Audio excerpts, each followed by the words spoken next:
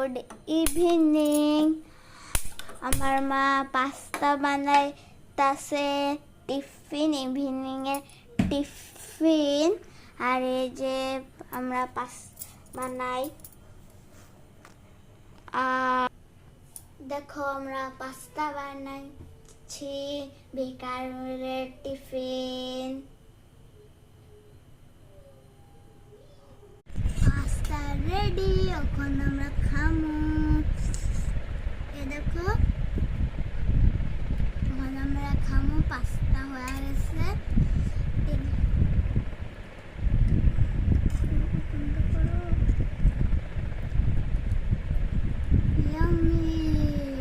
আমার দিদিও খাইতেছে।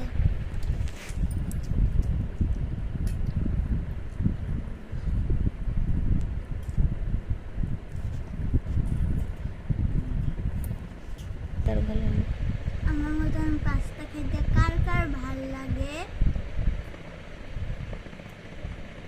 কমেন্টে লিখবা।